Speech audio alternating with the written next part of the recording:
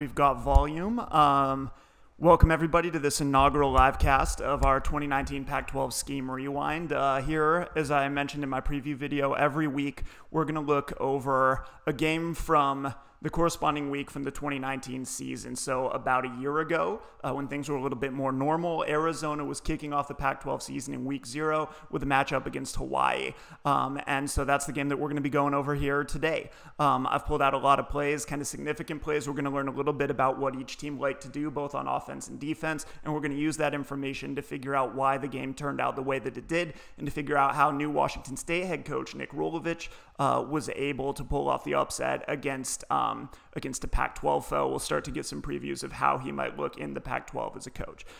So before we get started, are there any technical issues for anyone? Is there anyone out there who can hear me?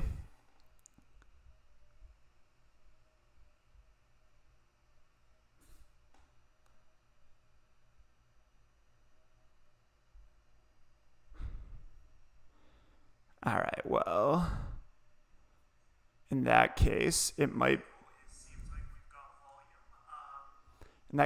be about time to go ahead and get started. So let's start off with this play. So the play that I've started up with here is Hawaii's first touchdown of the game. And one of the things that Hawaii was able to do in this game, one of the things that really helped them pull off this upset, is that they were able to jump all over Arizona early in this game. They did most of their damage in the first half, or a lot of their damage in the first half, and they were able to really do a nice job of attacking Arizona's man coverage. So we're going to see a good example of this right here, the way that Nick Rolovich is going to deal with you if you try to man up and defend his receivers one-on-one. So here we've got this play down here at the goal line, and at the goal line, lots of teams, including Arizona here, are going to want to play cover 0. Actually, let me change my cursor real fast to make it a little bit more visible. I'm going to change my cursor to a different color so it's easier to see. Okay, there we go. So one of the things that lots of teams, including Arizona, like to do is they like to play cover 0 at the goal line. They have nothing to lose. There's no danger of a deep pass because they're at the goal line, and so they're just gonna sell out to stop the run and man up on the outside. So we're looking at right here how Rolovich is gonna attack this. Here we've got something that we're gonna see a lot today. We've got Hawaii playing with a trips formation to the right side and a single receiver to the left. And what we're gonna see a lot from Hawaii is when they go trips, they don't do this kind of evenly distributed trips that a lot of teams will do. They're often gonna pull their 2 inside receivers, who we'll call the number 2 and number 3 receivers, inside tight to the formation. And from that alignment, they love to use them to cross. So if you man up on Rolovich, he's gonna bring these 2 receivers together in trips, and he's gonna cross them. He's gonna try to set little picks for you. And that's what we're gonna see on this play, which is Hawaii's first touchdown in the game. So let's just watch it at full speed to get a feel for what's going on here. And there we go. We're getting an audible, probably seeing cover 0.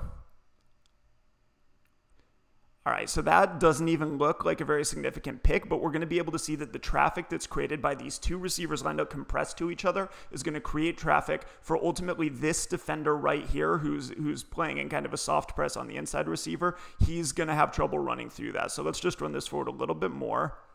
All right, so here we see the inside receiver is starting to cross to the outside, while the guy who's lined up outside of him is just kind of taking this mild vertical stem. And what that's going to do for Hawaii here is that's going to create traffic for this defender, number 6, who's responsible for covering this inside receiver as he breaks out. So it's not a ton of traffic. There's not a physical pick, but when he has to climb over the top of this receiver, that gives this guy enough the space that he needs to get a step, and he's going to be able to get outside and into the end zone. So Arizona started off this game. They played maybe more man than they'd end up playing later in the game, and Hawaii had a good game plan in place for this, really common game plan against man, run picks, force those defenders to run through traffic, and get those inches that you need to get into the end zone. So that's how Hawaii went up 7-0. And as I said, they were all over Arizona early in this game. This isn't the only play where they were able to attack kind of man coverage, although it had different forms depending on where they were on the field. So now I want to jump actually to Hawaii's next touchdown right here. Okay. So here we can see Arizona playing cover one. So they've got one safety in the deep middle of the field. And then we can see that they're pressing up on the outside. So early on, they're thinking maybe they have a talent advantage. Maybe they're confident in their defensive backs.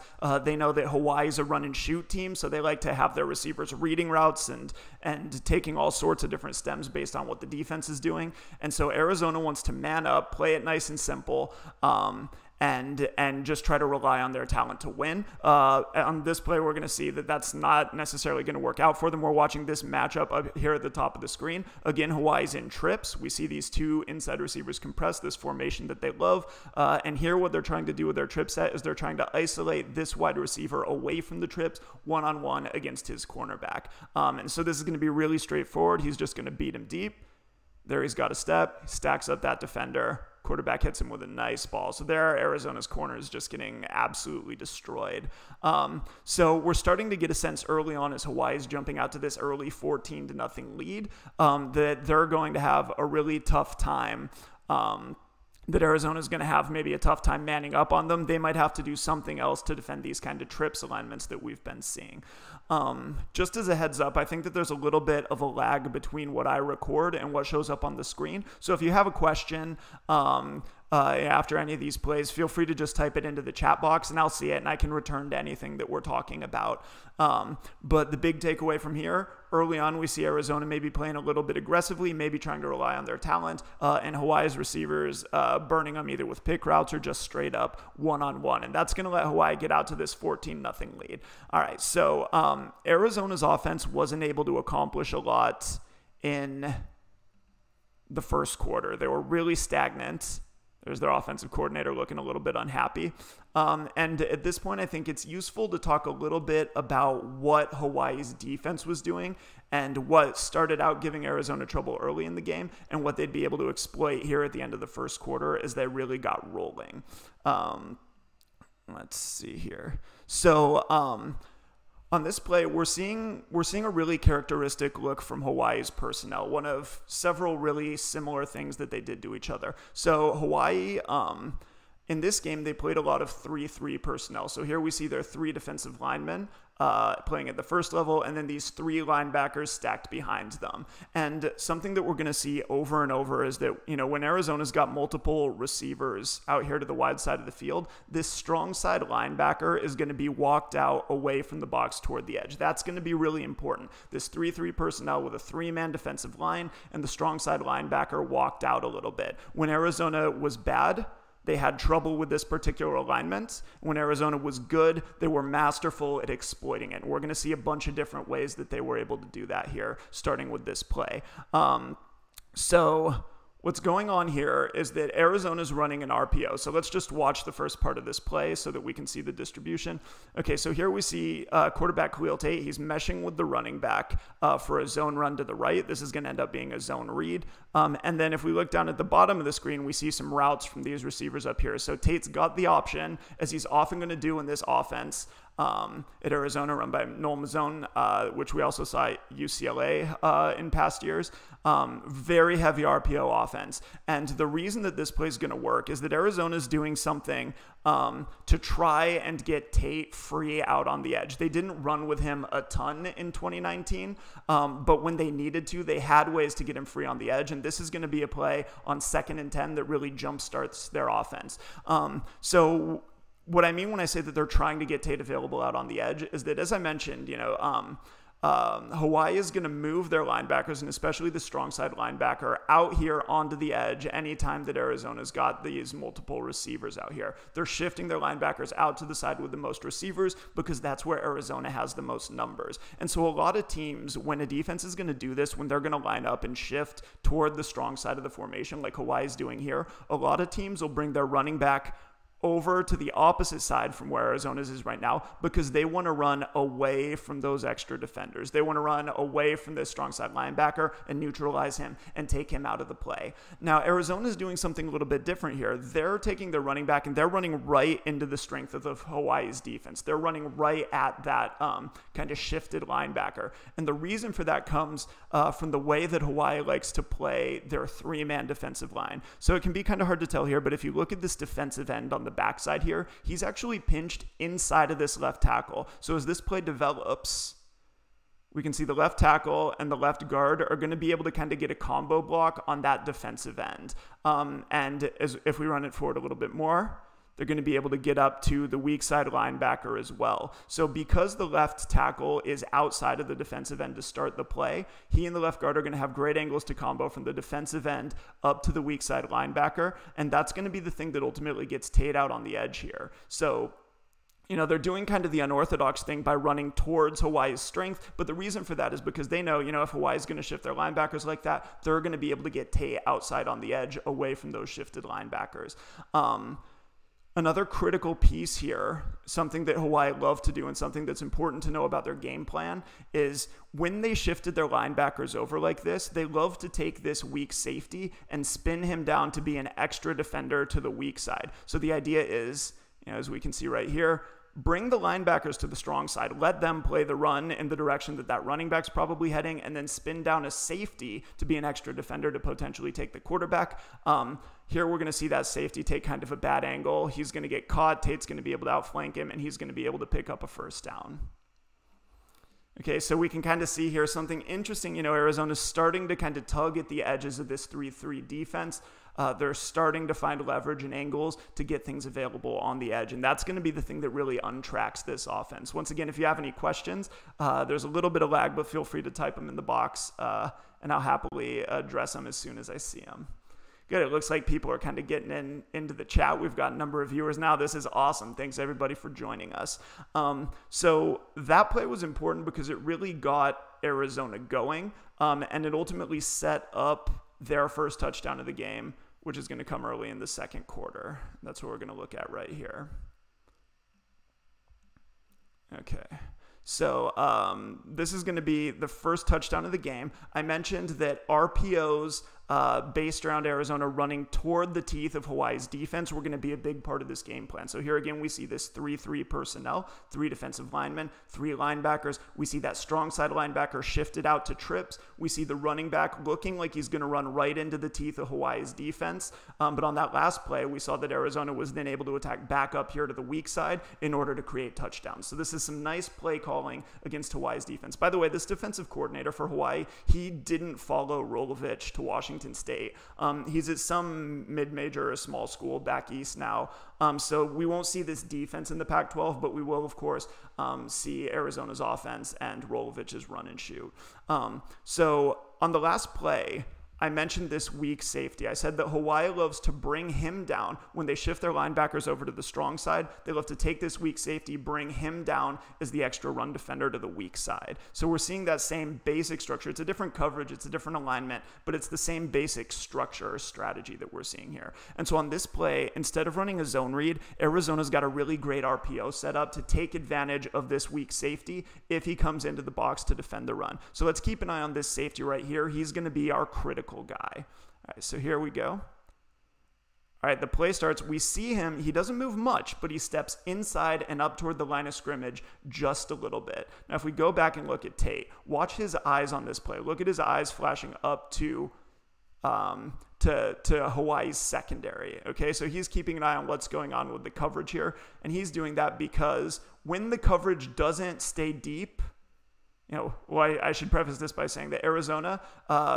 in addition to running this run play to the left, they're releasing their backside tight end here on a pop pass, which just means he just runs, 5 to 10 yards down the field, turns around and looks for the ball. And so Tate's reading Hawaii's secondary, and when he sees that they're not staying over the top of this tight end, instead of handing the ball off to the running back at this mesh point, which is one of his options, when he sees that the secondary is not going to stay over the top of that tight end on the pop pass, he's just going to pull it, jump up, and throw to that tight end for an easy touchdown in the end zone. So once again, Arizona doing a fantastic job with their RPO attack of taking advantage of the fact that this weak safety is often coming down in run defense to the weak side because Hawaii likes to shift their 3-3 linebackers over to the strong side. They're kind of creating that pull between the strong side and the weak side and using that tension to generate big plays, especially here on the weak side with the zone read and with this tight end pop pass. Really, really cool stuff that Arizona does. I love their play call. I know their program's not as great as it could be. They've got a new defensive coordinator and all that, but But I love their offensive play calling from the standpoint of the RPO game and from the spread. There's kind of a lot to learn from watching them. Okay, so that got Arizona back into the game a little bit. That made it 14-7. Now, Hawaii early in this game, they just kept rolling. We've already seen them attack man coverage twice, and now we can see how they come away with their final touchdown. So on the last 2 touchdowns, we saw Arizona playing cover 0, playing cover 1, trying to man up. They've gotten burned by that a few times now. And so on this play, we're going to see something different from them. We're going to see them switch over to a zone coverage. We see that Hawaii's in an empty set on this play, which they ran quite a bit in this game. So they've got their trips receivers to the right with the inside receivers compressed. And then they've got 2 receivers to the left because there's no running back in the backfield. So they got this extra receiving threat up here away from the trips. Now, as we run this forward, we're going to want to keep an eye on these 2 inside receivers, and we're going to want to keep an eye on the way that Arizona is defending them with these 2 defenders. So just kind of broadly keep an eye on that right here. Okay, so what we're seeing here is that this is pretty clearly a zone coverage. So initially, this defender was lined up over the number 2 receiver. We see he was lined up kind of outside. When that number 2 receiver goes vertical, notice that number 17 here, he's just zoning off. He's not carrying this route. This is not a man coverage. They've been burned by that too many times before. Okay, if we look a little bit farther on, we see that, again, there's zone here on the inside. They're getting this inside defender trying to collision that receiver and throw off the timing of his route. But once that receiver gets clear, nobody's running with him. This isn't a man coverage. The linebackers are dropping underneath him in zone, but they're not carrying him. So Hawaii's got an answer for that too. And we can see what they're trying to do if we look at the deep coverage here. So we know these underneath guys are all playing zone. Now we're getting some kind of cover 3 probably from Arizona. That's going to leave them with 1 safety in the deep middle of the field. And so Hawaii's just going to attack that. They don't need any picks. They don't need any isolations. They're just going to run 1, 2 receivers vertical straight at that safety. Here we can see that safety is only 1 guy. There's no way that he can cover both of these routes when all of his teammates are dropping in zones underneath. The quarterback's just going to read that safety, see that he's sitting inside a little bit on this inside receiver. So the quarterback's going to come back outside to hit his number 2 receiver down the seam for a touchdown. Okay, so Hawaii's jumping out early, doing a very nice job attacking cover 0, very nice job attacking cover 1, now a very nice job attacking the zone cover 3. Let's look at that one more time. Watching these 2 receivers put a 2-on-1 stretch on this deep safety as soon as they clear the under coverage. There it is. Nice play calling by Rolovich. Different kind of passing game here from Arizona's. More of a true run and shoot passing game, but a lot of answers for Rolovich as well. I think he's going to do a really good job with the personnel that he's inheriting from Mike Leach. All right, let's move on a little bit to Arizona's next touchdown. Let's see. Okay, so Arizona from this point, they were rolling. They kind of became unstoppable. Once they started finding ways to use their RPO game and their passing game to attack Hawaii's defense. So let's just take stock again of what Hawaii's doing. We see 3-3 personnel. Linebackers are shifted toward the strong side, so that's their characteristic look. As we know, when they do that, this weak safety is going to be the guy who comes down, adding in as an additional weak side defender in the run game. Here, Arizona's going to take advantage of that, not with an RPO, but with a legitimate passing play. So let's watch the post-snap movement real quick just to see how Hawaii's defense is rolling. All right, so here we see that weak safety rolling down into underneath coverage. Okay, now the route that Arizona is ultimately targeting, they're running a concept called Y cross. So the basic idea here is take this outside receiver, run him vertical to get rid of this cornerback. Okay, take this running back, run him short to get rid of this weak safety that's rolling down. All right, so we can see the components of that right here. This is called a weak side flood. The outside receiver runs deep. That takes away the cornerback. The running back releases out into the flat. That widens that weak safety that we saw spinning down. Okay. Meanwhile, Hawaii's linebackers are all shifted toward the strong side. So what does that do? It opens up a passing lane right here in between that weak safety who's covering the running back and those linebackers who are all shifted toward the strong side. It opens up this weak side passing lane. So a nice zone concept to hit that guy working into that void for a big chunky yardage. At this point, Arizona is rolling. They're feeling really good. They're doing a nice job here of attacking Hawaii's zone coverages when their linebackers are all shifting toward the strong side. Let's watch that one more time. We'll watch this inside receiver. He's going to be the crosser. So we're kind of on the lookout for him to re-enter the screen. Here we see that weak safety widen, opening up this lane. And the quarterback puts it on him. Really nice, just conventional passing play design. That's a really common kind of zone beating concept that you'll see in all sorts of offenses, from the air raid to pro style stuff. This weak side flood, 3 levels: vertical by the outside receiver, short by the running back, intermediate by the tight end for the big completion. And so at this point, Arizona's really kind of able to do whatever they want. Let's check out another play from a little bit later on this drive. So this is going to be from 8:46 in the second. By the way, are there any questions or anything that we've seen that's kind of interesting or we'd like to hear a little bit more about?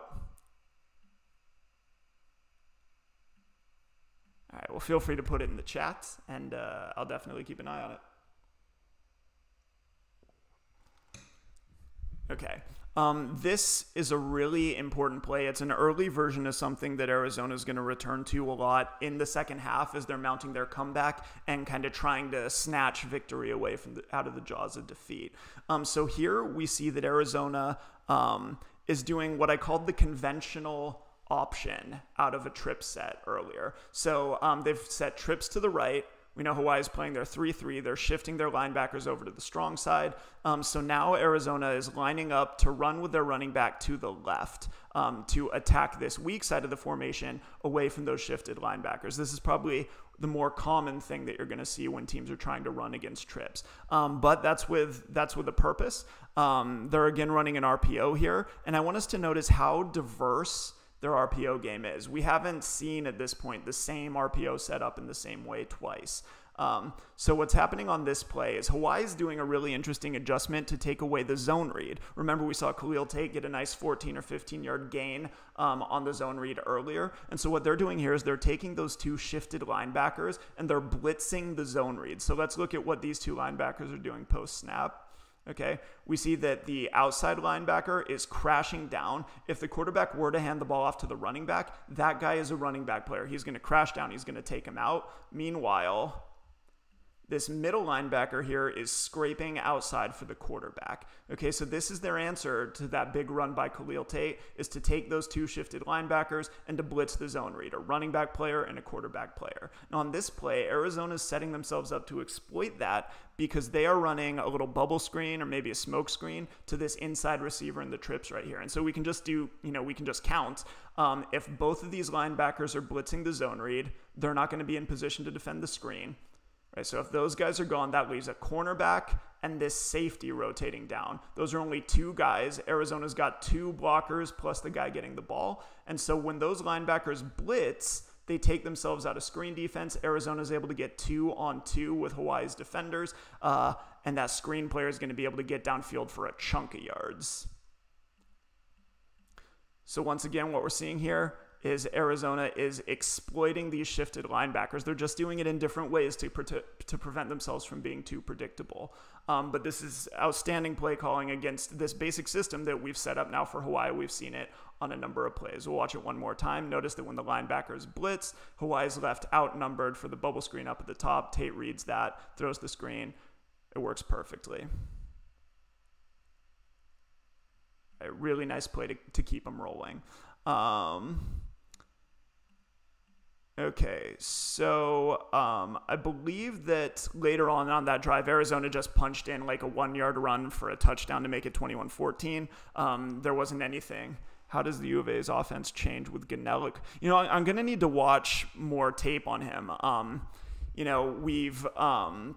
We've seen guys who are worse runners in Mazzone's offense at UCLA, for example. So definitely when we look at like that weak side flood concept that we saw a few plays ago where they were just able to attack a zone coverage, that kind of thing is going to become a bigger part of the offense without someone like Tate involved.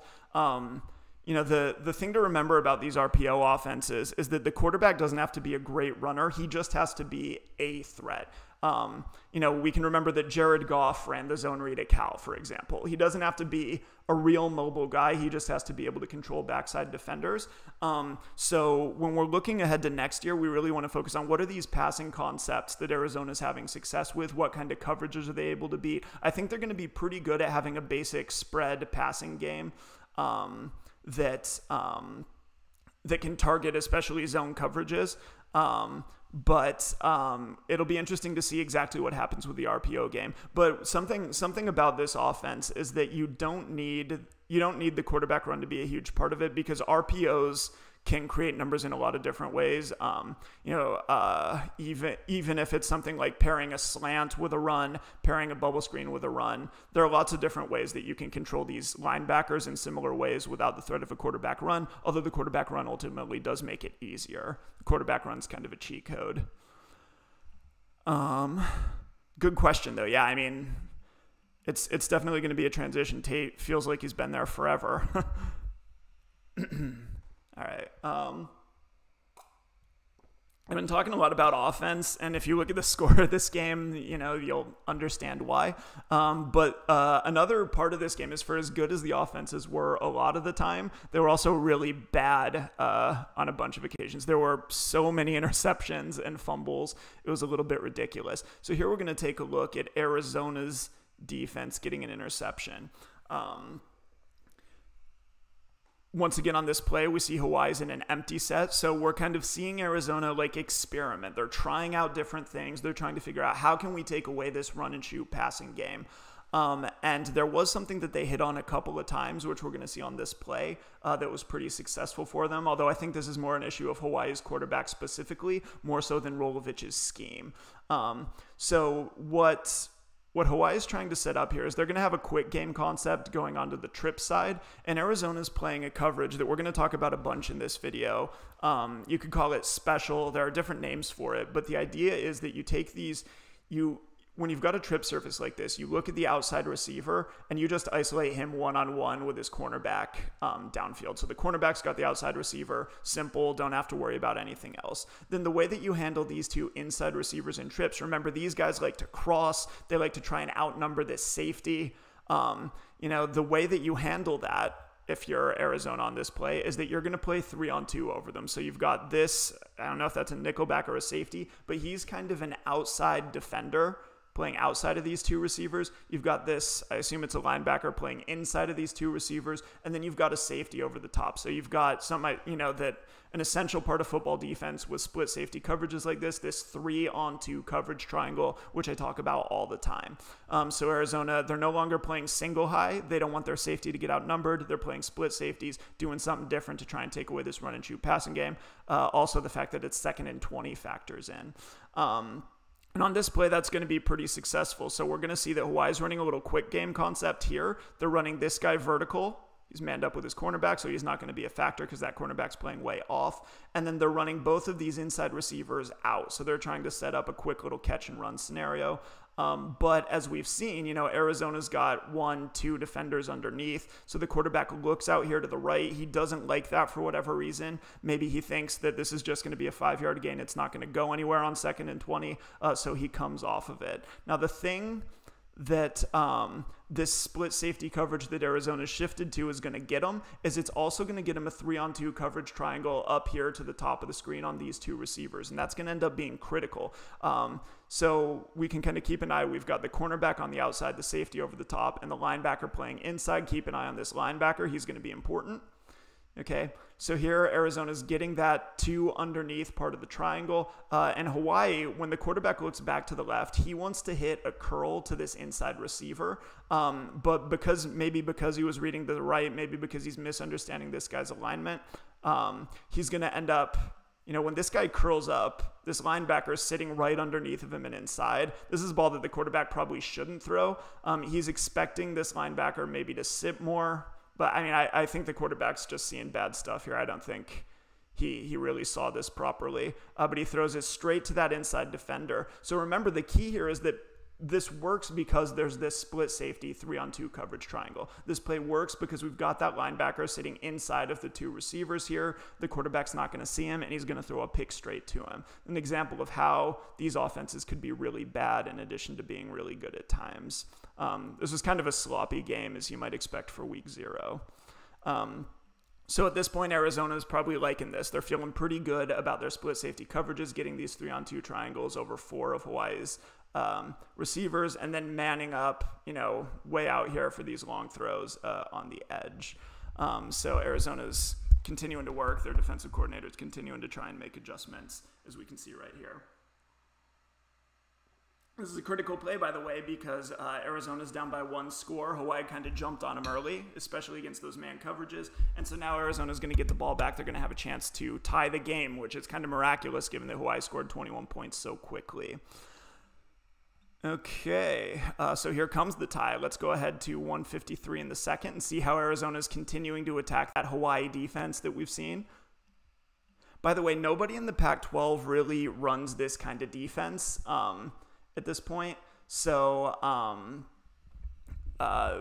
this particular plan of attack could have to be modified for anything that we're going to see in the Pac-12.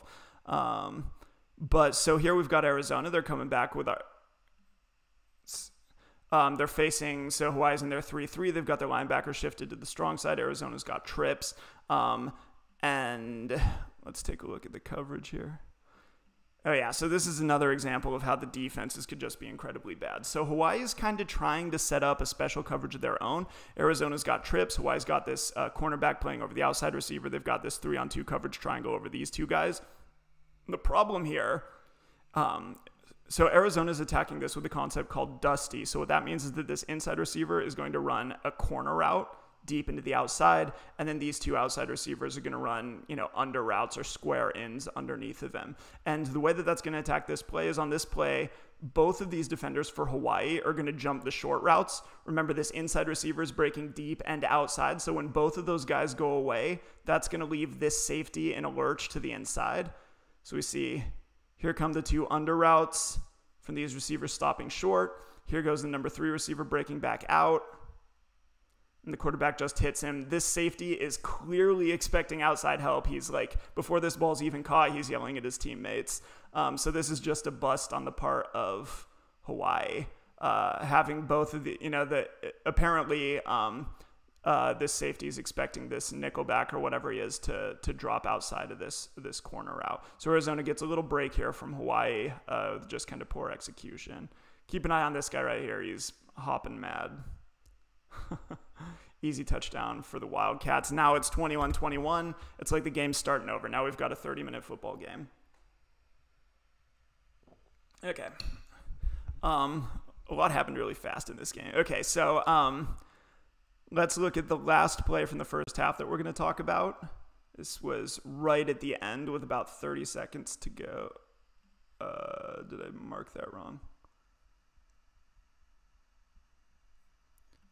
Okay, I'm going to have to pull up the actual full video here because I think I got that clip wrong. So this is with 36 seconds to go in the half. We're going to see Hawaii retake the lead as they go into the locker room. Okay, so the thing to remember here is that Arizona had started to get some confidence in their coverage by playing split safety zone coverages. So we see here they're going to kind of try and do the same thing. We see that they've got that split safety look. Hawaii is in an empty set again, so we're seeing some common themes popping up throughout the game. We're seeing some common features of Rolovich's run and shoot offense. We've got trips down here at the bottom with these two receivers compressed. All good. We're very familiar with that. And we've got the 3-on-2 coverage triangle to each side of the field with the cornerback isolated on the outside. All right. So on this play, the problem that's going to come up here, remember when we looked at cover 3, when we looked at Hawaii using 2 receivers to outnumber 1 safety in the deep middle of the field, the problem with cover 3 was that those 2 receivers when these players sat in underneath coverage and passed them off, those two receivers were able to outnumber the one deep safety. So the way that Arizona is trying to address this is by playing with two deep safeties. The idea is that this guy will be able to pick up this receiver vertical, and then this safety can kind of poach over from the backside to pick up this inside receiver. So they're just not going to get what they need from their safeties here. You can kind of see what they're thinking, but at this point, this safety's basically been slow to get over. He hasn't, I don't know if it's his coaching points or the way he read the play or what, but he hasn't done what he needs to do to stop this guy from catching the ball. This safety here has been held to the outside by the number 2 receiver, so he's breaking over here now, but he's probably only starting that break once the ball leaves the quarterback's hands. So because this weak side safety is slow getting over here, we're still basically in a 2-on-1 with this strong safety, essentially the same look that we saw in cover 3. So now it doesn't really matter what Arizona plays, even if they play split safeties, if this guy can't get over to give help to his teammate, then Hawaii's just going to be able to outnumber him again, as we're seeing right here. Just a 2-on-1 stretch on that strong safety. So Arizona last year had some coverage problems. After I watched this game, I figured that their defensive coordinator would probably get fired, and it didn't take long for it to happen. They're just clearly not executing here in coverage, which is a shame for them. Yates is now the defensive backs coach at Cal, so I'm a little bit skeptical of that for the Bears after watching this game, but maybe when he's a dedicated position coach, it'll be different. I'm not sure. Okay, so that's the first half. I might take like a 30-second break here just to see if there are any questions coming through the lag or comments or things that you all would like to see. We're really, all these games boil down to kind of themes or like major topics that pop up, like a story. There's like Hawaii's defense and the way that they line up with their linebackers, and then the whole game is about Arizona trying to figure out ways to attack that. Arizona got beat by man coverage early, so they start messing around with zones. Hawaii then has to find ways to attack that. So there are these kind of like broad sets of rules that play out over the course of the game over and over and over again. And when you're able to look at a game like this, and kind of see how these themes work, it makes it really cool to go out and watch other games, to watch these teams in the future. You start to see familiar stuff, and it gets really cool. Oh, thank you, David. I'm glad you're enjoying it. So I don't know where my viewers are coming from. If I assume, a lot of people are probably Cal fans. Is everyone in the chat a Cal fan? I might have some people here from my Patreon, maybe some people from Twitter. I don't know if we got any Wazoo or Arizona fans. Yeah, I'm hoping that this can become a regular thing. Obviously, like when I make these videos, college football is a big part of my fall, so I'm missing it a little bit. Go Bears! There we go. For those of you who might not know, and probably everyone knows, but I'm myself a Cal fan, but huge football like scheme nerd, and just love breaking down any and all teams. No problem giving credit to good offensive coordinators for other teams. Cal 95, nice. I graduated in 2008. Cool. This is awesome. Okay, I'm gonna take a drink of water. I've got clips all throughout the second half, so we'll probably go a little bit more than an hour. I generally shoot for an hour to an hour and a half on these things. Okay. Let's start the second half. So the second half started off really slowly for Arizona.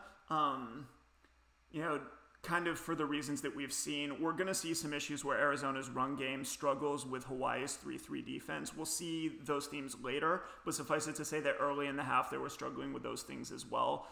So early on, Arizona struggled after that great end to the first half where they basically brought it back to a tie up until Hawaii's final touchdown.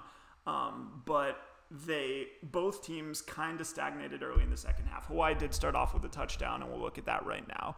So let's go to 12:44 in the third and see how Hawaii goes up 35-21. 35 was a number that Arizona was chasing for a while as they were stagnating here. They eventually got there. They got the score to 35-38.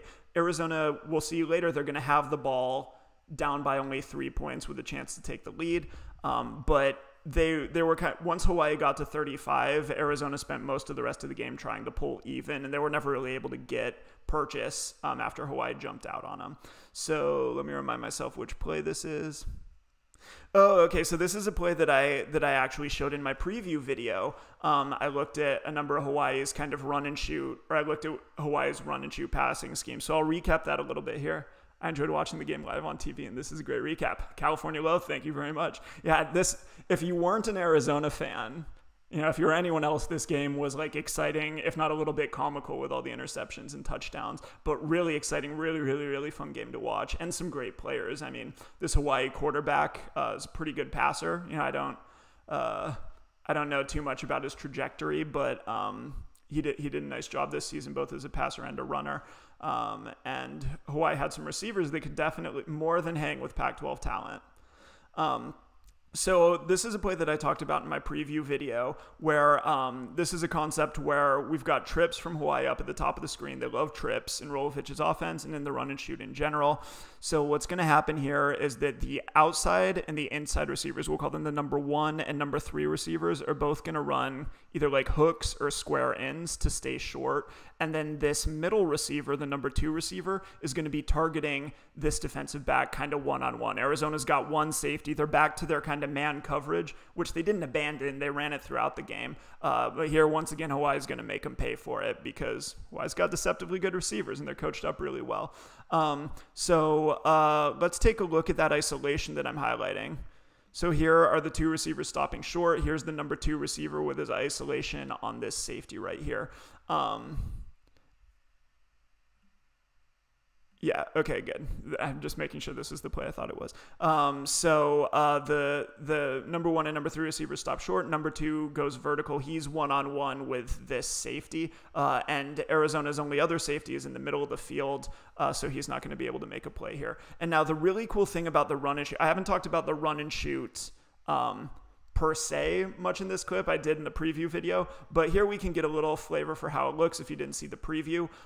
What the run and shoot tries to do is it tries to create these isolations, and then it attacks them not with fixed routes or called routes, but with option routes where this wide receiver can read the guy that he's isolated on, figure out what he's doing, and run one of several routes to best attack that. So on this play, this defender is playing kind of maybe slightly inside of him and over the top. When this receiver sees that inside leverage, he knows he's got access to the sidelines.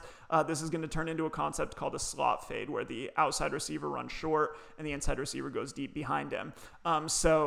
This receiver, he sees that inside alignment from his DB. He knows he can beat him to the sidelines now. And the quarterback just puts a great ball on him. And Arizona's defenders look a little bit slow, honestly, against Hawaii. I mean, watching this game again, there are some personnel issues here, or Hawaii's really fast. But I think Arizona's defense needs some help. By the way, here's that free safety, so he's never going to be able to get there. So going back and looking at that isolation one more time, what we saw in the preview video is that if this safety, instead of playing inside of this number 2 receiver, if this safety were to bail outside and over the top of this fade, then the thing that the run and shoot lets you do is that receiver doesn't have to run his fade. He doesn't have to attack the sidelines. If this safety bails deeper and farther outside, then that receiver would be able to work into the middle of the field, into this space right here. And there was another play in this game where he did exactly that on this very concept for another big completion. So not only is Hawaii, doing a good job just from a traditional passing game standpoint of attacking Arizona's man and zone coverages, they're doing really sound stuff, but there are also these read routes built in that let these plays develop in a couple of different ways based on what the coverage does. That's a run and shoot staple, not unique to the run and shoot, but they're most known for it. And it makes them really hard to defend, as Arizona found out in this game. Ideally, with a read route like that, you would want to just be able to man up and play it straight up.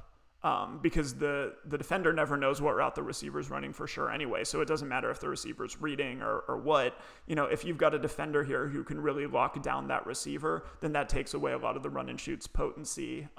Is kind of a read-based passing game. So that basically started off a really nice touchdown drive for Hawaii. And I believe Yeah, so we're going to watch 2 more plays from that drive just to see how Hawai'i was attacking this Arizona defense and how things kept developing. Okay, so here we've got 12:05. Which play is this? Oh, okay. This is something else that I wanted to point out about Rolovich's offense. So his passing game is obviously run and shoot based. They're doing a really good job here. His run game is a really interesting marriage of kind of a modern spread rushing attack. You know, you spent some time coaching at Nevada, so you can kind of imagine what his influences are. He does a really nice job of incorporating a pretty sophisticated spread rushing attack with this run and shoot offense that we were just talking about. So here we're actually going to see a spread power play that attacks Arizona's coverage in a really interesting way. This is just cool football stuff, and it does a nice job of showing kind of Rolovich's play calling and game planning. So Arizona here, you know, you might recognize some of those common themes that I've talked about. Hawaii's in trips. We see this cornerback is isolated on the outside receiver, and we see 1, 2, 3 players playing over 2 receivers. So Arizona's back in that split safety zone coverage that they'd had maybe some success with, to the extent they had success with anything. And what that means up at the top of the screen is that they're playing in basically a cover 2 look. So that means this safety is going to be responsible for playing a deep half of the field, and this cornerback is going to be playing in the flat. Now that's going to be important for this run play. I think sometimes we don't talk enough about how coverage impacts the run game, but it's absolutely critical. So let's start off by watching this cornerback right here and see what's going on. Okay, so notice that when the cornerback reads run, he's the shallow defender. He's got a safety over the top. He's a shallow defender. So in cover 2, he can be a run defender. When he reads run, he comes down hard and gets kind of pancaked by a pulling right guard. But you can see how the scheme's supposed to work, right? Cover 2, the safety's over the top. There's only 1 receiver, so we don't have to worry about getting outnumbered to this side. Cornerback jumps down inside and gets destroyed, but he's there. But the real key here is not that cornerback got annihilated, because it wouldn't have mattered anyway, probably. But the key here is look at this outside linebacker. We're going to want to watch what he does on this play, because when you make a defensive play call, everyone on the field knows not only what front you're in, but also what coverage you're in. And the run assignments for the front will change based on what the secondary players are doing in coverage. So this guy's alignment on the edge, his assignment is going to change because he knows that he's got that cornerback outside on the edge. Okay, so on this play, Hawaii's running a spread power play. They've got their right guard pulling across to the left side of the formation, so keep an eye on the right guard now. He'll be important. So there he goes, that number 52. He's pulling to the left side of the formation to run power. And now here we see that outside linebacker. You know, that's the guy that this puller is kind of looking for. Now remember, this outside linebacker, he knows that in cover 2, he's got this cornerback on the outside. So he knows that he doesn't have to be the outside force player. He doesn't have to set the edge here because he's got this other defender there. So watch as he approaches that puller, what he does, okay? Notice he jumps down inside of the pulling right guard. He doesn't try to set the edge. He jumps down to the inside, letting his cornerback clean up on the edge. And what's going to happen here is that the running back does a really nice job of seeing him jump down inside. And so he bounces this. He takes it around the edge to the outside. So now we've got the running back attacking outside of his puller. So let's go back. We can actually watch that in slow-mo. So we're going to watch the pulling right guard. He's going to start working to the left side edge. This linebacker is going to jump down inside of him. The running back's going to see that, and he's going to bounce around to the outside. Okay. So here we go in slow motion. Hopefully not too slow. We'll speed it up a little. Okay, so there goes the pulling guard. Here comes that outside linebacker jumping down inside of his block. Here the running back sees that and bounces around to the outside. And then here the pulling guard destroys the cornerback, letting him get to the edge and get a big gain. And finally, you know, the last line of defense is kind of that deep safety that we saw, that deep cover 2 safety that we talked about at the start of the play. So, you know, when you're talking about Hawai'i or Rolovich, they use a mobile quarterback, but it's not all about the zone read. They've got some power in there. They've got some RPO stuff in there. It's really, it's an RPO passing game placed over the top of a pretty complicated spread run game. And this is the kind of thing that couldn't have existed in a run and shoot format 20 years ago, but it can exist now, which is what makes Rolovich such an exciting offensive coach in my opinion. Okay. There was an interesting play. It didn't go well for Arizona, but it was actually a good play call. They gave up a touchdown, but sometimes that happens. This is something I talked about this on my Patreon site. I forget who I was looking at, but there's Arizona does something interesting on defense that's just worth knowing about because you don't see it a ton done exactly the way that they're doing it here. So on this play, Hawai'i is running zone to the left, so we can see the basic movement right here. Offensive line all steps to the left. Quarterback's going to hand off to his running back. This is probably an RPO here. Yeah, this is an RPO. So the quarterback, depending on what the secondary would have done, could have pulled and thrown to one of these receivers if he wanted to. So Rolovich has some RPOs of his own. It's not just Arizona. Now, the thing that's interesting here, though, from kind of like pretty interesting offensive scheme, how long do you think Washington... Yeah, how long is it going to take to pick it up? That is a tough... it's... My intuition is that it's going to be hard just because of the COVID stuff. The run and shoot is different from the air raid in some pretty critical ways. The air raid isn't so much about read routes. They've got them, but it's not as big of a component. The air raid is more about, I'm going to put 3 receivers in this pattern and the defense won't be able to cover them all. So just find the open guy. So it's kind of timing. It's about, getting throws out quickly. The run and shoot with the read routes that I talked about is different because now you can't just drop back and say, okay, my receivers are going to be here, here, and here. I'm going to hit the guy that a defender moves away from. You can't just throw to space. You can't throw to space in quite the same way. In the run and shoot, a lot of these routes take longer to develop these read routes. They're going to be like a go route or a dig route or something developing in the 10 to 15 yard range. And so it's less about like that kind of precision-based rapid fire passing attack and more about being on the same page with your receivers. Based on what the defense does, where your receiver is going to be. And so that's going to be a different skill for the quarterback to be able to read defenses in that way. It's going to be a different skill for the receivers to have to adjust their routes to a greater extent on the fly. And the only way you can do that well without a bunch of miscommunication and guys running the wrong routes all over the place is just with repetition. You have to see the defensive looks a lot so that you can train yourself to react correctly when you see them live in a game. And so missing so much of the preparation is going to make it hard for the quarterback and the receivers to be on the same page that quickly. As for the run game, the other thing that's going to be difficult is I think Washington State's personnel at quarterback is potentially, I don't know that they have anyone who can run the ball quite like Hawaii's quarterback did or anywhere close to what Hawaii's quarterback did. So, Washington State's offensive line never pulled in the past. Right? They were just big dudes who were there to do man-on-man pass protection. Now they need their offensive line to pull on a play like power. So there are going to be personnel mismatches across the board, probably in years 1 and 2. I think that the play calling is incredibly good. I think we might see like kind of a boom or bust thing early on where they're going to get just some guys wide open just because of how their scheme works. And then other times, there are going to be balls thrown to nobody. There are going to be receivers who might run into it. It's just, I think year 1 is going to be a tough adjustment. Year 2, they're still going to need to cycle some personnel in. I wouldn't expect to see it full speed until year 3 unless Rolovich really does a good job of adapting his offense to his personnel. And this is a new offense for him. He only ran it at Hawaii for the last 2 years after going to Nevada and doing all that pistol stuff. So we don't really know what his offense is going to look like with a different quarterback. But it would be hard to run what we're seeing right now with Washington State in any kind of crisp or efficient way. He's a good coach. He can teach it as well as anyone can, but you just need time and repetition for this kind of thing because it's a lot of really quick decision making.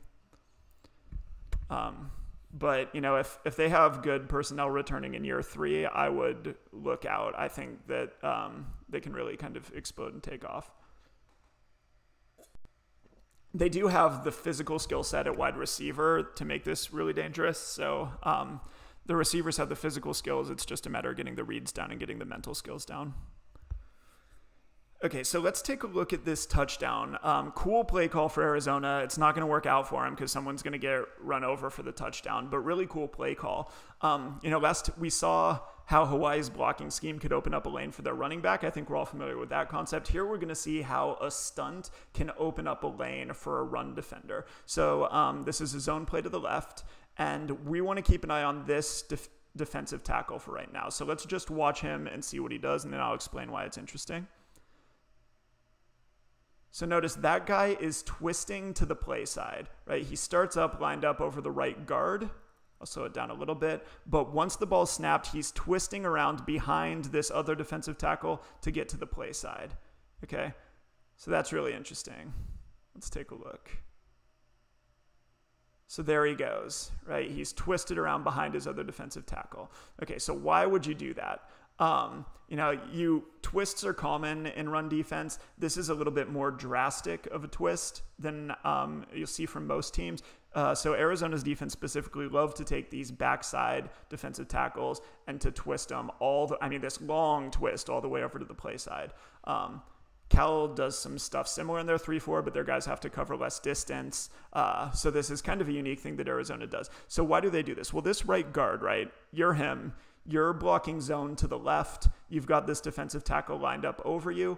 So as far as this right guard's concerned, that defensive tackle is his man. So when that defensive tackle stunts inside, look at how the right guard chases him, right? The right guard chases him down inside because that's the guy that's lined up over him, okay? Now here we've got the right tackle. He's obviously blocking the defensive end because he's the only guy in position to do that. So we know the right guard is going to chase the defensive tackle. The right tackle is going to kick out the defensive end. And what that's going to do is it's going to open up a lane, just like a run play, right? This stunt opens up a lane for this linebacker to scrape right into the hole. The running back's reading this. He's trying to hit that as a cutback. And look at this linebacker. He's got this wide open lane to come downhill one-on-one with the running back. He loses, right? The running back's able to kind of slip and fall around him and get in for the touchdown.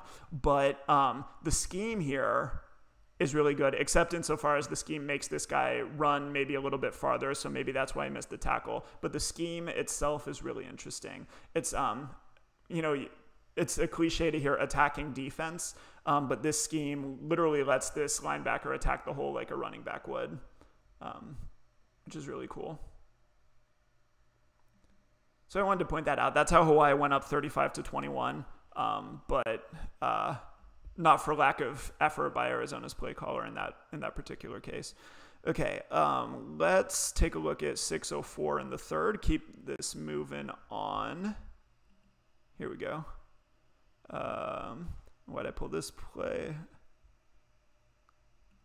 Okay, so here we're going to see Hawaii's defense at its best in the run game. Earlier I mentioned that Arizona struggled at times with Hawaii's run game. This is going to be an example of what it looked like when that happened. So by now you could all probably do this presentation for me. What's Hawaii's personnel? Well, they're 3-3. What do? They like to shift their linebackers to the strong side, which is the left here. So we see all the familiar pieces. They've got this weak side safety rolling down to replace the shifted linebackers. Okay, so this is all kind of old hat for us. So on this play, we can just watch it. Hawaii's going to stuff Arizona pretty well out of this alignment. So this is a zone play to the left. Running back cuts it back and ends up getting stopped for no gain. So let's see why this worked. The key here, I try not to do the numbers too much because it gets tedious, but if you look at this play, Arizona's got 2 blockers to the left of center. And so to outnumber them, Hawaii is going to need 3 play side defenders. And so the critical piece on this play is that, if we look, who can they get to the play side? Well, they could get this defensive end, they could get this nose tackle, and they could get this weak side linebacker. Okay, so those are the 3 guys that it'll have to be to outnumber Arizona to the left of center, which is what the defense always wants to do. They always want to be able to outnumber the offense's blockers, and all scheme is basically based around different ways to do that. So the key here, and the thing that lets this play get shut down, is we want to keep an eye on this nose tackle versus the center, because the nose tackle is going to do a great job of fighting to the play side of the center to become that third defender and to shut this run down. So here we go. He keeps fighting. This is the center right here. So we see he's gotten his helmet across the center's body. That's good enough. He is that third play side defender. Now, if the running back were to try and hit this lane, then that nose tackle would be there to drag him down. Okay. So for this scheme to work, right, or the thing that would make this scheme not work is if the center were able to cut off that nose tackle and prevent him from getting to the play side. If the center were able to cut off that nose tackle, then we'd have the left guard and left tackle against the defensive end and linebacker. The defense would no longer be able to outnumber the offense like they were. And so that'd be a good situation for the run game. But here, when the nose tackle is able to stay to the play side of center, right here, that's the key moment, that extra fight. It forces the running back to cut back. Okay, so here, watch the running back. He's initially on a path to his left, but when he sees that there's this pile here to the play side, he has to cut back, and that's where he gets hit. Okay, so what else has to happen for this play to work? Well, for this play to work, we obviously need the 3 play side defenders to work out, but what's going to happen is that this middle linebacker is going to scrape backside. And so the other thing that has to happen here is that this defensive end has to hold a double team by the right guard and the right tackle. He has to prevent the right guard and right tackle from getting up to this middle linebacker. So now we want to keep an eye on this defensive end who does a nice job executing his assignment. Okay, here we see no offensive lineman has gotten up to this middle linebacker, and so he's able to scrape backside to make the tackle for no gain. Okay, but if any of those pieces change, then this is probably a gain. If the nose tackle can't get to the play side, Arizona's 2-on-2, they probably get a gain. If the right guard or right tackle is able to get up to this linebacker from the defensive end, if they can block that linebacker, then this is probably a nice gain. But when the nose tackle fights play side and when the linebacker can fall backside unblocked, Hawai'i can shut this down when Arizona tries to attack away from those shifted linebackers as they're doing here. So we'll watch it in slow motion. Really keep an eye, especially on this backside combo block, the right guard and right tackle from the defensive end up to the middle linebacker. Right, that's the key.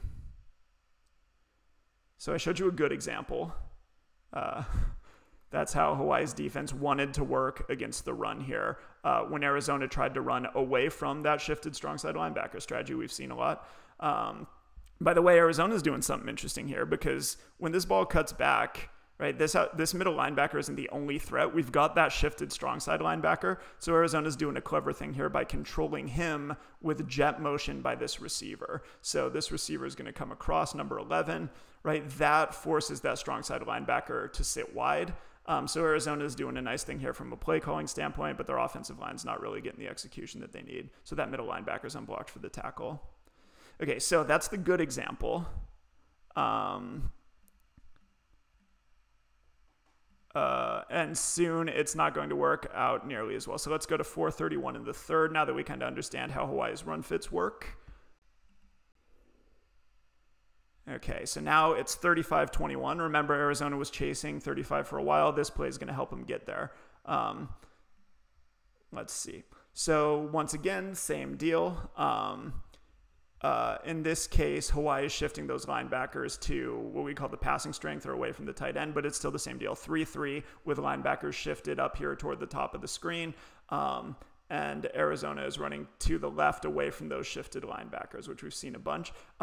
Earlier in this play, we saw Hawai'i blitzing the zone read. So here we see these 2 shifted linebackers attacking the backside, blitzing the zone read like we saw before. So there are a lot of common elements that we've seen. The last common element that we're familiar with is this weak safety, right? When Hawai'i shifts their linebackers to the top of the screen, we know that weak safety is going to be coming down to replace them kind of in run defense. To the backside. Okay, so let's remember what had to happen on this play in order for Hawaii's run defense to be successful. Remember, we need our nose tackle to fight to the play side of center, and we need our defensive end here to hold out the double teams. So the first thing to note here is that the nose tackle, he's gotten to the play side, but he's also gotten some downfield push. He hasn't put himself in a lane quite in the way that he had before. So in this case, the running back is not hitting that nose tackle until he's already 2 yards downfield, and he's able to kind of break a glancing tackle. So the first thing that needs to happen is that nose tackle has to fight play side and really fill that lane at the line of scrimmage. Here, Hawai'i doesn't get that. The center and left guard do a much better job of combo blocking to him. And that makes it hard for him to stick the running back for a short gain. So that's problem number one. That's not critical. That's not a critical loss in this case. And the reason it's not a critical loss is because, remember, we've got that weak side safety. Actually, that is kind of a critical loss because Arizona now has a tight end here, so they've got 3 blockers to the left of center. That means that Hawai'i is going to need 4 defenders to outnumber those blockers. If the nose tackle is gone, then they can't get 4. So this is a problem regardless of what this weak safety does. But here we see the weak safety, who's the last line of defense, is going to turn this from a good gain to a great gain. So here we see the run. The running back's now able to get play side because the nose tackle hasn't done quite as good a job as he did on the previous play. But now look at how the weak safety here is going to get tied up in traffic with the cornerback and this wide receiver. Okay, so he kind of runs into that receiver who's almost doing a little crack block. That allows this receiver to take out both the weak side safety and the cornerback. And that's the thing that turns this from maybe a 7-yard gain into a 24-yard touchdown. So, I guess a takeaway here is that we see how Hawaii's defense is supposed to work with the nose tackle fighting to the play side, allowing the linebackers to scrape backside. We know how it's supposed to work, but when you've got a nose tackle lined up heavy on the center like this, there's always a chance that he won't win.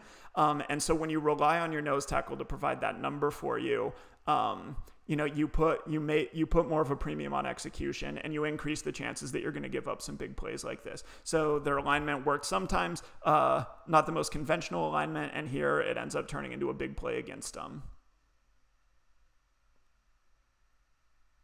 So everything's got its strengths and weaknesses, which is a cliche, but it's true.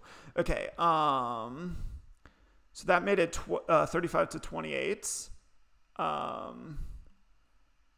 We're moving on through this game. Good. So what's this next play I want to talk about? Okay, let's look at 2:48 in the third. It's probably this play.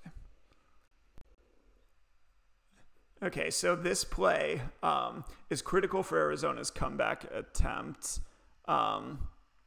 This is a 4th and 10. Right, Arizona's made it a 1-score game, as we just saw, and Hawaii's going for it. They're on their own side of the 50. They're out of field goal range. This is a really common place for people to go for it on 4th down. What's Arizona doing? They're playing probably cover 3 here. It doesn't look like they have a true 3-man defenders for these trips receivers, but it does look like they're playing with 1 safety high, so this is probably a cover 3 zone. And let me just double check on that. 1, 2, 3, 4, 5, 6. Oh no, so there's actually a safety off the screen that we can't see. So, right, that's on this play, Arizona's playing something called a Tampa 2, which is a great coverage to know about. I've talked about cover 2 a lot with 2 deep safeties, each playing a deep half. Key feature of the Tampa 2 is that your middle linebacker here is going to bail to play in that intermediate hole in between those 2 deep safeties. So here it's 4th and 10. Arizona's looking to shut down the pass. So they're running a Tampa 2, dropping this linebacker to the intermediate hole. Now, because this is essentially a version of cover 2, Arizona's got their cornerback here who can continue to sync with his receiver as long as he doesn't get an outside threat. So technically he's an underneath defender, but unless he gets threatened outside, he never has to come off this receiver. So he's going to keep syncing with this outside receiver. They've got a safety over the top who can take this second receiver here. They've got their weak side safety who can try to poach over to number 3 here. So we can kind of see how they're setting up. Now, because they've got 2 safeties and a cornerback who can handle these 3 vertical receivers, this is not a vertical defender right here, which is going to be the problem for Hawai'i. So that guy is just sitting in underneath coverage, as we've seen Arizona doing. Here's that middle linebacker dropping to the intermediate hole. But what Hawai'i is trying to do is they're trying to roll to the right. This is classic run and shoot, this little like roll to the right. And then they want this inside receiver to break outside on, maybe kind of a sail route or something. But the problem here is that against this Tampa 2, when this inside receiver breaks outside, he's going to run right into this defender sitting outside of him. So this is kind of like the interception that we saw earlier where the quarterback's just doing kind of a bad job of reading that curl defender underneath. So the quarterback rolls and then does the cardinal sin, trying to throw, where do you never want to throw? Back across your body. Why do you never want to do it? Because this happens, okay? So I don't know if this is like a brilliant scheme call by Arizona. They're just trying to play a Tampa 2 and get off the field on 4th and 10. This is, the quarterback for Hawaii didn't have the greatest vision. I think Washington State would like to see, maybe a few fewer mistakes like this from their quarterbacks. But, here's Arizona. This is a key moment of the game. They were chasing 35 the whole second half, and now they've got their shot. They've gotten their turnover, and they're ready to get to work on offense. It's a big play right there in the Tampa 2. So what's going to happen? Okay. So we're starting to set up some critical moments here. This is fun. Okay, next we're going to look at 154 in the third, which is a good play by Arizona. It gives us the opportunity to talk about some more of those themes that I talk about. Is that this play? Probably. Yeah, okay, cool. So on this play, we're going to see Arizona doing more good work using their RPOs to attack, in this case, a nickelback or a safety or someone who's walked out kind of on the backside of their play. So we've seen that Arizona likes to, they like to go into trips and they like to do the unconventional thing of sending their running back toward the trips receivers. Lots of teams like to run away from trips. They like to run toward trips. So, but it's always intentional. So here we're going to be able to see why they do it. And the guy that they're really attacking here is this defender right here. So, Hawaii in this case is probably running cover 3. You can't see exactly where the safety is. They're probably running cover 3. So on this play, if we run it forward just a little bit, we see one of their safeties is going to spin down. So there he is. That's one of their safeties spinning down. So they've only got one safety in the deep middle of the field. And so if we run the numbers, Arizona's got 3 players out here. They're going to run a screen to this inside receiver like we've seen him do before. So if we think of the numbers, there's the safety rolling down who can absorb the block of this number 2 receiver. There's the cornerback who can absorb the block of this number 1 receiver. And so the question about the screen is, can this defensive back get outside to this receiver when he runs his screen? He becomes the critical piece that Arizona wants to control, because if he stays inside, then they can throw a screen out to this guy. If he jumps outside to defend the screen, then they can hand off on the run and they can attack this edge, which he'd be vacating. So here Arizona's running, I believe this is true play action. I don't even think this is an RPO. Oh no, it's an RPO. Okay, so they're running straight at this defender, and watch his reaction. Okay. In this case, he's not flying out. He's not getting wide. Actually, the quarterback knows he's not going to get wide pre-snap. He's not even looking at him after the play.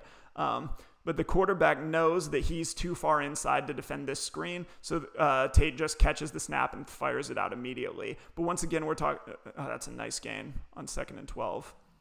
So Arizona, again, doing a very nice job with their RPO game. Here, getting back to, I think it was California Love's question about what happens when Tate goes away. The quarterback does not have to be a quarterback run threat for this RPO to work. This is all about tension between the running back and the screen. The quarterback being mobile doesn't factor in at all. So you can still run this kind of attack in a bunch of sophisticated ways, even if you lose that quarterback run element. So once again, we're just watching this guy. He's the guy that's put in conflict. He's too far inside as this guy breaks out for the screen. These 2 receivers can block their 2 defenders. This guy's stuck inside. He's going to pursue, but it's a game of inches. If you're starting the game off inside and you're not flying out immediately, even if you can get there, quote unquote, athletes are too good. They're going to be able to get downfield before you can actually stop them. So good example of Arizona trying to control this backside overhang player. That's some vocabulary I want to use for some later plays. This backside overhang player. He's an overhang because he's in the run fit, technically. He's playing out here on the edge, but he's kind of lined up outside of this defensive end. He's kind of outside of the box in this, we could say, apex position between the right tackle and the screen receiver. So Arizona's doing a really nice job using RPOs to put these apex or overhang players in conflict. Those are good just buzzwords to know from a football strategy standpoint.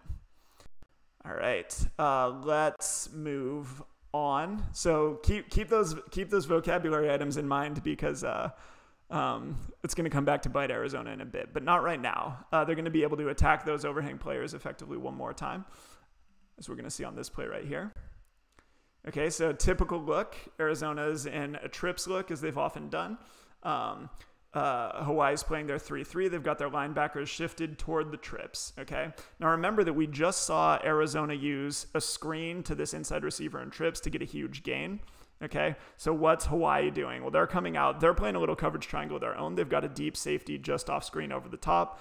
They've got a cornerback. They've got their linebackers playing inside of it. So Hawai'i is playing 1, 2, 3, 4 on 3 over this bubble screen to try and get numbers to take away this kind of RPO. They've got an overhang player up here to defend the run.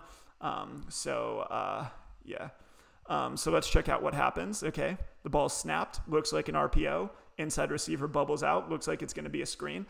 In this particular coverage, remember, our cornerback in cover 2 or anything like that is an underneath defender. So when he sees screen, when he sees this guy attacking him to the outside, he's got a trigger. He's got to come downfield. He's got to set an edge on this guy that's trying to block him.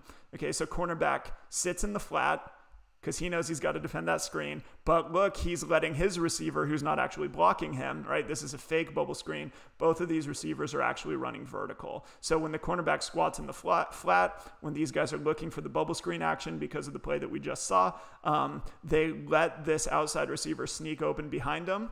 Arizona's doing something smart by running 2 receivers vertical. So this inside receiver kind of holds the attention of the safety over the top, and Tate's able to hit that receiver on the fake, bubble and go for a nice touchdown. Now, finally, Arizona's been able to get it to 35-35.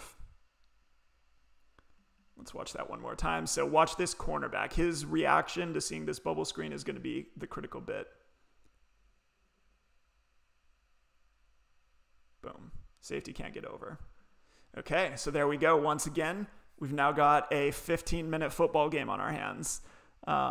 Attacking those apex players, attacking their screen reactions, putting them in conflict, all sorts of good stuff. Okay. Let's look at another play from the fourth quarter. 9:45 in the fourth. Arizona doing a good job. They're attacking, they're knocking, they've got confidence. They're the Pac-12 team. They think that they're going to be able to run over this Nick Rolovich Hawaii offense. Or Hawaii defense anyway. They're feeling pretty good. Hawaii kicked a field goal, so it's now 38-35. Arizona keeps coming back with their greatest hits. So we see trips down here at the bottom of the screen. We see the running back set up to run toward trips. You all know the drill by now. Here is Hawaii with their linebackers shifted over. We now know that they're going to be attacking this apex or overhang player. Actually, the linebackers are shifted to the tight end this time. So that's a defensive back. But he's the overhang player. He's the guy that they're attacking. Tate, once again, sees that he's inside. He knows that he can't get outside. So he just catches the snap and throws it immediately for a big gain. Arizona's rolling. This is what they do. All right. But, okay, let's go to 7:32 in the fourth. For any Arizona fans who might watch this in the future, you might want to avert your eyes. So 38-35, Wildcats are within easy field goal range. They've got 2nd and 5. They're trying to win this game outright. So let's now use all of the concepts that we've built up throughout this video to understand what's going on. 3-3 personnel, linebackers shifted toward the strong side. We know that Arizona likes to try and put these shifted linebackers, these apex players, in conflict, and they're trying to do that right here. So this ball gets snapped. Tate looks backside. He's reading that outside linebacker. He's reading that guy to see what he does. He sees that that guy is attacking the run. Okay? As we know, if that guy's attacking the run, he can't get outside to the pass. So Tate pulls the ball, and he's looking to throw on the RPO. Okay? So what's happening here? Unlike previous plays, Arizona's not running a screen on the backside of this run. They're instead running slants. So they've got, a somewhat longer slant, maybe a 5 or 7 step slant from the inside, and then maybe a 3-step slant from this outside receiver up here. And what they're thinking is that if this linebacker attacks the run, we know that Hawaii uses their linebackers pretty aggressively in run defense. So they're thinking, as long as this guy doesn't drop with these receivers, the linebackers are probably not going to be a factor in the pass. So now what are they thinking? Well, they're thinking, okay, Hawaii is again in a single high coverage. They've got a free safety in the middle of the field. These defenders are going to play outside of their receivers, trying to force them inside toward that free safety. So they're thinking, okay, once these linebackers are out of the picture, we love these receivers on an inside breaking route. We love them breaking away from these outside leverage defenders into the middle of the field.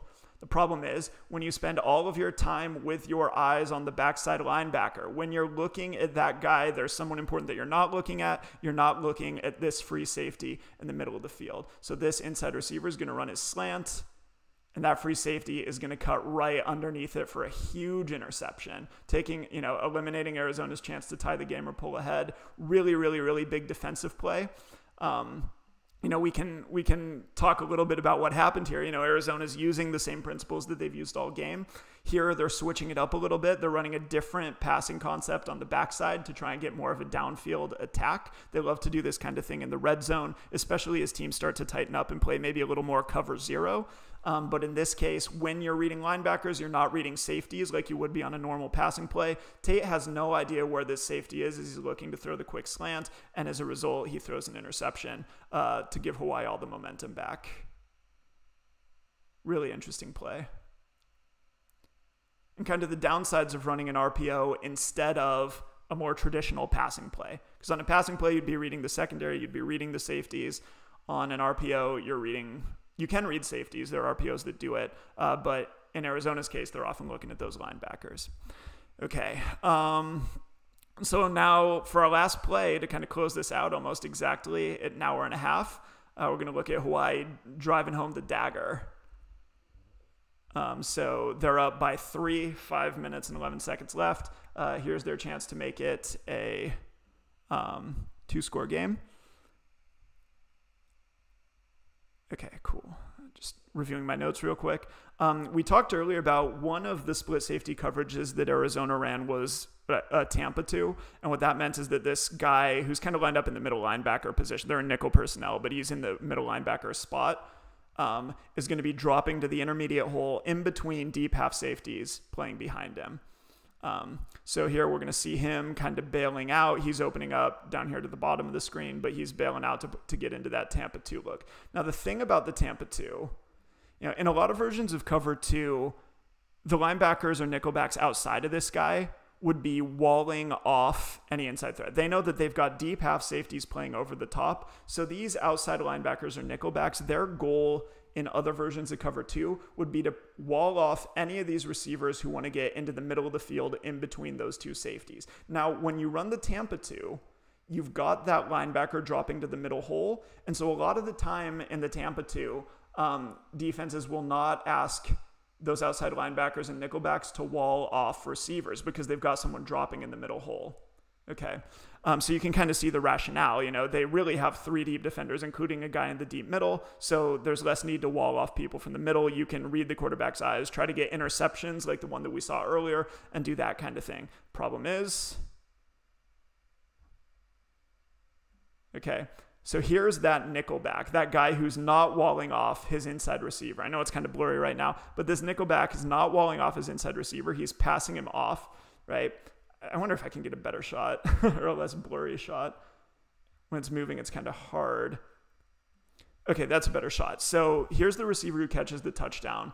We know that his curl dropper, the nickelback who in other versions of cover 2 would have been walling him off from the middle, might not be doing it. So you can kind of reconstruct what happened here. So this guy is the deep half safety who is playing over the top, right?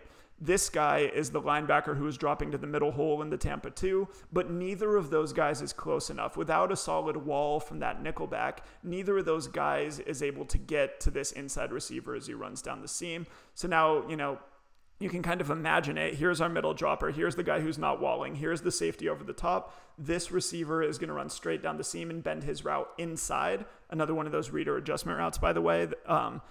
Common in the run and shoot. This particular read route is also common in all sorts of offenses. But this guy's dropping, and we can really just see he's going to have a tough time getting to this inside receiver. So there goes that guy down the seam. He's not getting walled. Safety's over the top. Linebackers underneath. Neither guy can get to him. Great throw for the touchdown to make this a 2-score game. And really, that was it. I believe that ended up being the final score. Tate almost had a ridiculous long run for a touchdown on a Hail Mary, but he came up short, and that was the game. So I hope that you learned something about Arizona's offense, which we're definitely going to see in the Pac-12 next season. I hope you learned a little something about Nick Rolovich's unique blend of a spread, like a read option-based spread run game with a run-and-shoot passing game. And just some stuff about football in general and some different coverages and how you can attack them. This is just week 0, so we'll come back next week. I think I'm probably going to look at Oregon versus Auburn. That was the big week 1 matchup from last season. It was a really close game, so we're probably going to look at that. We'll be back here next Saturday. At 1, I believe. I'll have to check my schedule. But anyway, the next breakdown will be Oregon versus Auburn. I'll provide details on my social media about the exact day and time for that. Thanks, everybody, for stopping by. It's been a lot of fun. Are there any last-minute questions before we kind of sign off?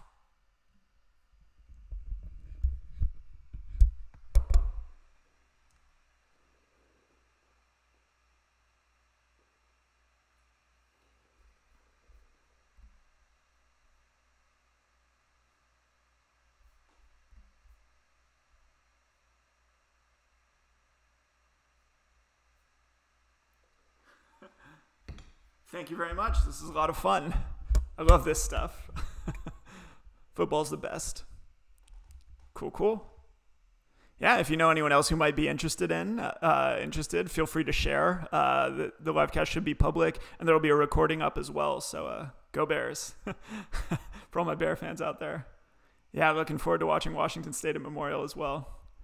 Maybe, if you're facing them on defense, they might not be your favorite team to face, but from a football perspective, they're really, really interesting.